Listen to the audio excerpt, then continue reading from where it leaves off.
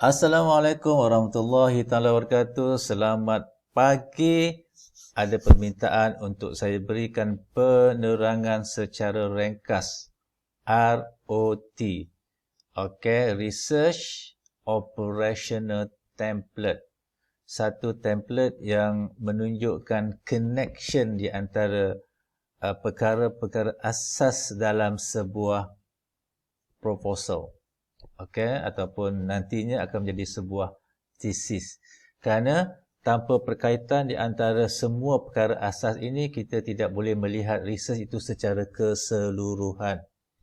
Okey, kita tidak boleh hanya mengatakan kita ada objektif.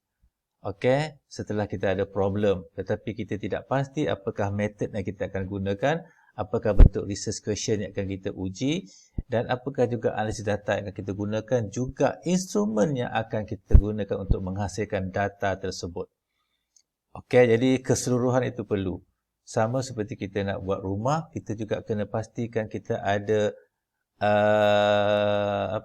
blueprint rumah tersebut. Kalau tidak, kita tak boleh ya. Kita tak boleh ada blueprint sekerat-sekerat.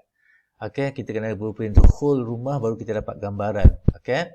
Jadi, research operation template ini bermula dengan working title, letak nama awak kat sini, tarikh dan working title, apa pun tak apa. Okey, sekarang ni katalah bermula. Okey, ada keyword. Awak kena tahu apakah keyword kajian awak. Sebab apa? Kadang-kadang bila sebut keyword tu kita dah boleh tahu apakah kaitan kajian awak itu dengan the body of knowledge. Katalah saya nak buat STEM integration, saya nak buat project based learning ke, saya nak buat umpamanya computational thinking ke, jadi kita nampak gambaran. Ini tentang STEM education, pengajaran menggunakan computational thinking ataupun elemen computational thinking. Okey, jadi keyword tu boleh membantu anda. Kalau ikut by right, anda kena ada sekurang-kurang 5 keyword lah. Tapi at least untuk tujuan ROT ni sekurang-kurangnya 2 keyword. Satu tak cukup STEM education, tak cukup. Kalau STEM education dengan PBL bermakna ia pendekatan pedagogi. Okey, kalau STEM education dengan contohnya pre-service teacher, maybe training. Okey, kalau STEM education maybe dengan computational thinking, maybe instructional technology. Jadi kita boleh buat andaian. Okey, kita mula dengan overview. Overview ni mesti ada. Sekurang-kurangnya anda buat pembacaan awal dan nampak overview kajian yang nak dilakukan. Okey, dia mesti merujuk secara ringkas topik yang kita nak kaji. Okey, boleh besar tak sini ya? Okey, boleh ya. Topik yang kita nak kaji, kita jelaskan kenapa topik itu penting dan apakah isu yang berkaitan dengan topik tersebut, termasuklah isu yang awak nak buat kajian. Sebut saja isu, tak payah kupas dia ada masalah ke, tak ada masalah ke, kupas saja isu. Contohnya isu untuk mengajar STEM disiplin di sekolah rendah. Okey, dan ada beberapa cara pengajaran yang seperti dalam literature, sekian titik ya. Kemudian kita fokus kepada, lepas tu kita baru fokus kepada apakah yang kita lakukan.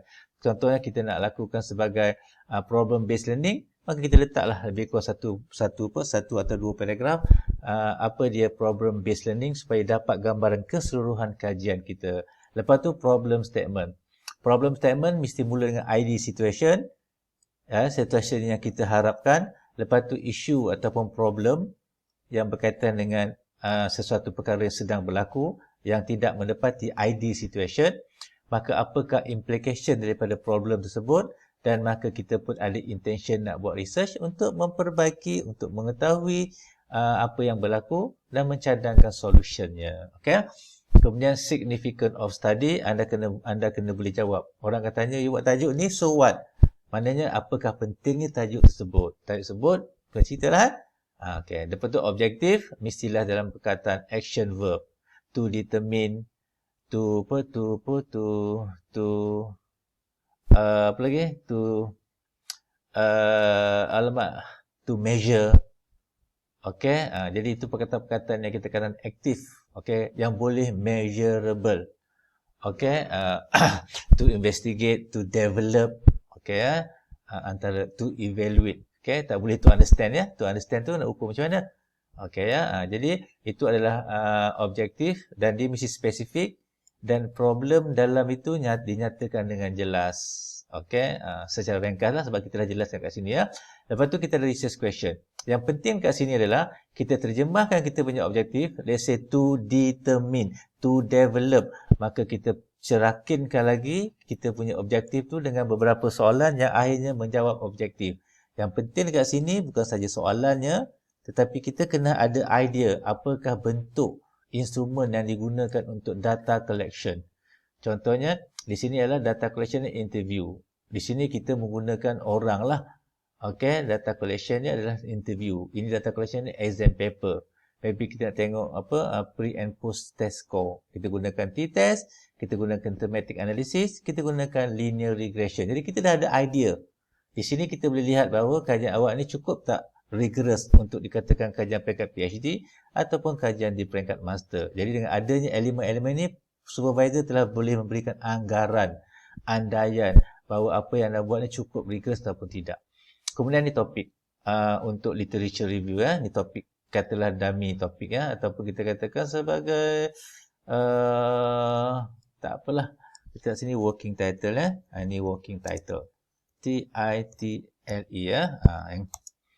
Okey ya, ni working title contohnya. Jadi elemen-elemen dekat bawah ni adalah andaian sajalah berdasarkan working title. Kalau working title pasal STEM education, mesti ada tajuk STEM education sejarah lah, STEM di Malaysia.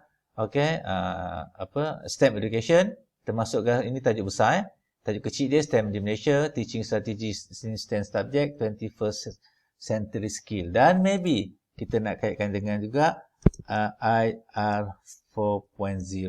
Oh sorry, besar IR 4.0. Lepas tu, oleh kerana kita ada perkataan STEM integration kat sini, maka apakah STEM integration tersebut? Dan teori yang berkaitan dengan STEM integration dan previous study dari segi method, problem, method dan main finding untuk kita positionkan kajian yang nak kita lakukan dan kita buat conclusion. Okay, lepas tu awak kena nyatakan theoretical framework. Kalau awak gunakan contoh tadi, project based learning, PBL dan self determinist theory, kena letakkan teori itu di bawah ini dalam bentuk illustration kalau boleh, dan apakah elemen yang anda ambil sahaja untuk buat kajian, maka jadi ada conceptual framework. Okey, ini ringkasannya. Lepas tu research design, apakah approach, apakah pendekatan kuanti atau mix, apakah design. Okey, dan juga apakah prosedur, teknik untuk melakukannya. Okey, dalam sekiranya ia melibatkan instrumentation, maka pastikan anda lakukan sesuatu untuk menentukan construct yang betul. Validation yang anda lakukan, validation.